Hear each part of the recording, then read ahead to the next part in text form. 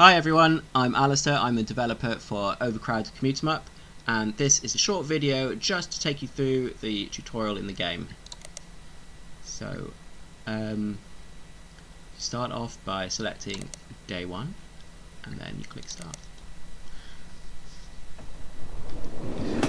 So I decided to make this video just really to show a few things that I think are slightly different in the game, and sometimes it's just easier to just see how to do some really easy stuff, but just sort of make more sense to see. So you start off with a station, and you basically can finish constructing it. So you can move around with these keys, WSAD, zoom in and out.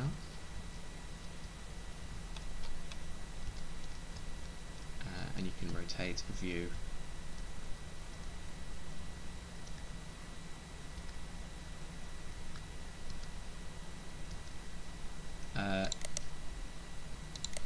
Up here are where your goals are written. This is water, and these are kind of indestructible rocks that you have to build your station around. So my first job is to edit floor to extend the floor up to a pavement between the lampposts on the edge of the map, that's here, and then build an entrance there via the blue build button infrastructure. So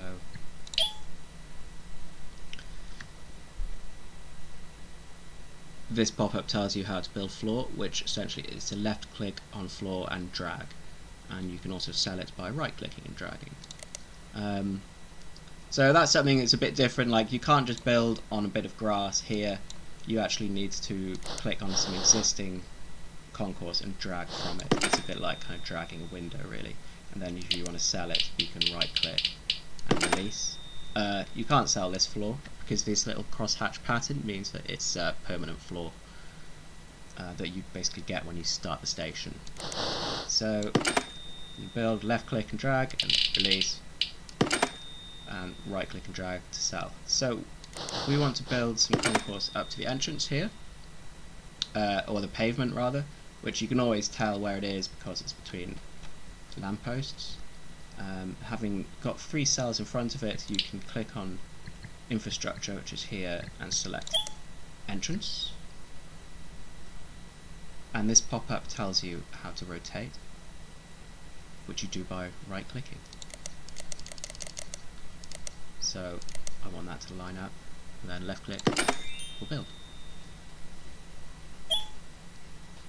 After you've built something, you need to press tab to exit the build mode, which is important because if you find yourself in build mode, you can't interact with any other objects, which might be a stumbling block. So see, I'm in build mode here, you can see like this text here that says build mode, left click tells you the buttons here all the time actually, but if you leave in that mode you won't be able to interact with other objects, so you need to press tab to cancel it.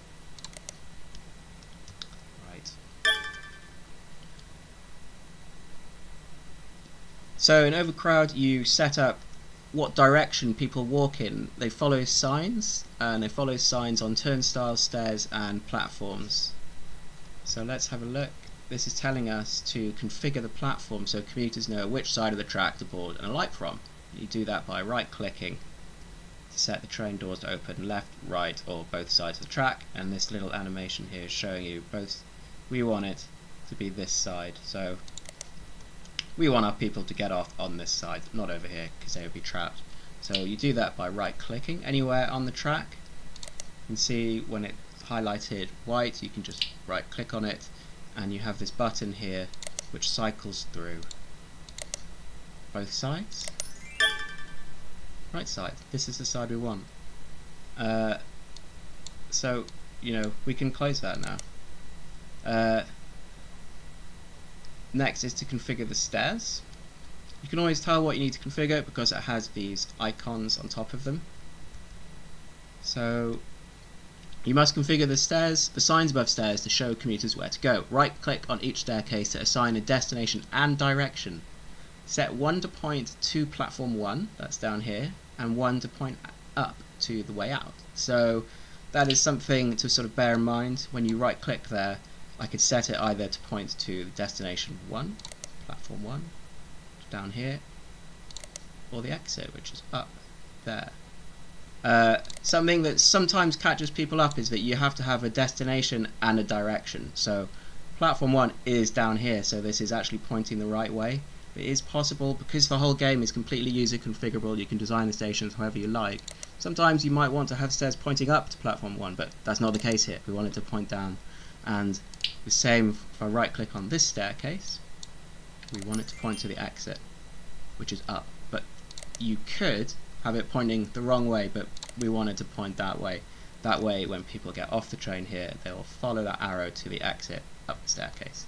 So yeah, it's kind of, it makes sense when you sort of think about it, but it's worth sort of explaining that. And you know, if you do sort of get confused by that, you can always click on this question mark, which then brings up the pop-up again. You can also do that up here as well, always bring up the reminder. So that's the stairs.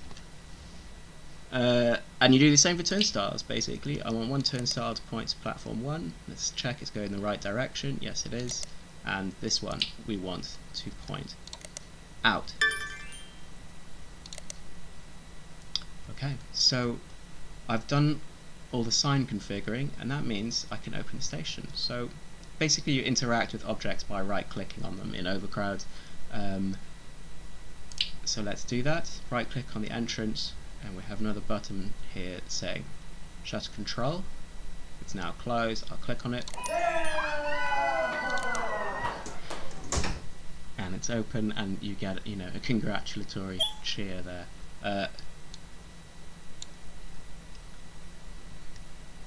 So this pop-up tells you about reputation, which is like the key way that your stations are scored in the game. You can have positive reputation or negative reputation. You can see your overall reputation up here. Right, you need to hire staff to run your station. All the admin buttons are yellow on the lower right of the screen. That's down here. So click on the yellow staff admin button to hire someone. Some people think these buttons are orange. I think they're yellow. So you can see that I have one applicant here, Josh Stewart. So I'll click on the hire button. There he is. You've hired your first staff member. Left click on a member of staff or their portrait to select them. Then left click again to deploy them to a location. Deploy your staff member to the jerry can to equip it. So what's a jerry can? It's like a fuel can. That's what it is. It carries petrol. So let's select him. Left click. I want him to equip the jerry can, or the fuel can, and he'll go and pick it up. So now he's got that. He's actually, excuse me, doing his job, which is to refuel generators. So staff will automatically use their tool to do work in a perception radius. When they complete a task, they earn XP. So his radius of perception you saw was that white sort of circle, and because he has that tool equipped, he'll carry out that job.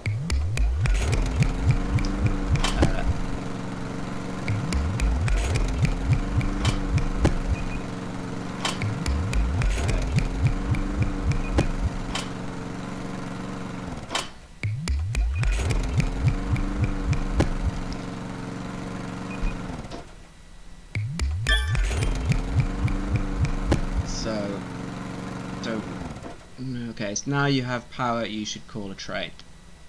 Making commuters wait causes you to lose reputation. So it's all about calling trains. You left click on tracks to call trains. This green icon means that a train is due, so I can call it. Left click and it comes. It's only got one carriage at the moment, but later on you can expand and have more carriages. And you can also automate the train calling process later in the game. So, shifting commuters earns you bonds from City Hall. You can spend these to hire staff or procure more tech. Let's try it out.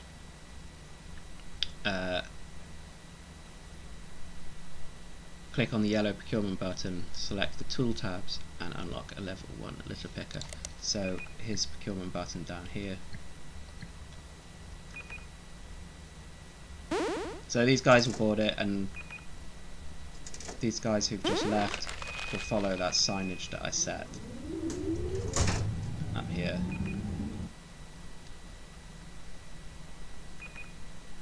And then out. So let's follow the tutorial. Here's the procurement. So you have like a tech tree, and we want to, it's like in the tutorial you don't see very much on it, but we want to unlock the litter picker. So I click on that, and then the procure button is just down here. There we go. So now it's telling us to buy the litter picker. Now it's been procured. We spent some bonds. Bonds are shown up here, and now we want to build it. So if I click down here on tools, I can select litter picker, and tools have to be built in tool rooms, which are these green floored rooms.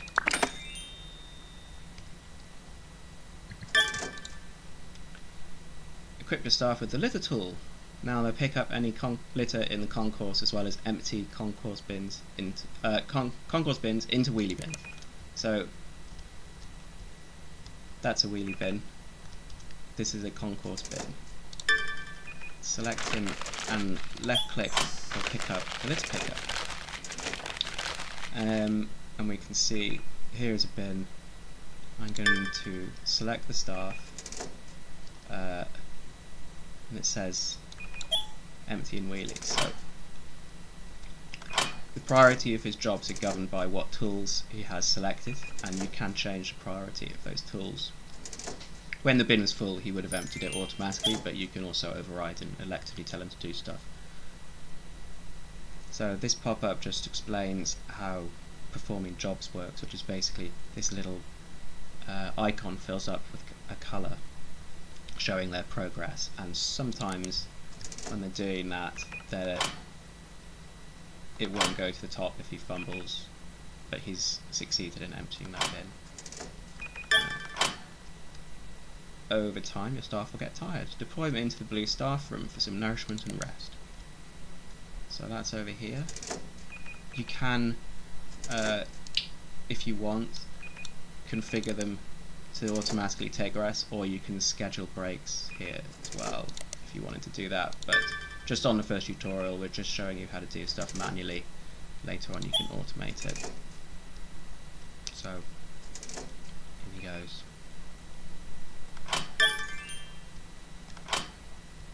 Complete challenges by shifting commuters. We've got 8 commuters. It's telling us to call trains. There's actually quite a lot of people. It does say unlock a second carriage using the yellow procure button, so I'm going to do that. In infrastructure tab, I'm going to unlock another carriage. So it costs 4 bonds, I've got 7, so I'll spend 4 bonds on that. And now when I call the train, we can fit more people because there's quite a lot of people waiting.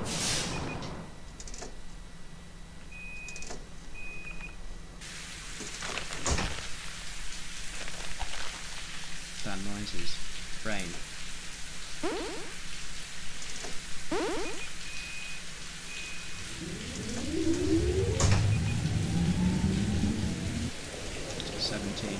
So this little timer here shows you when you can call your next train, and when you upgrade your train, they'll come faster. At the moment there's 3 different types of trains, so they are going to exit.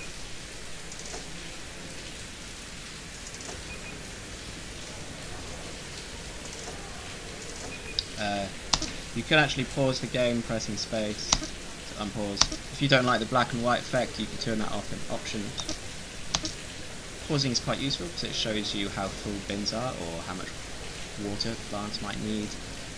You can deploy your staff while paused if things get a bit hectic, and also you can speed up time if you want.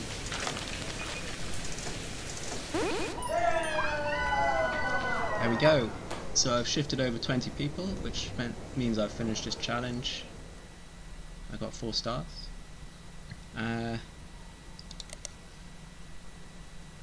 And there you go, that's day 1 tutorial for Overcrowd. I hope that is of some use for you.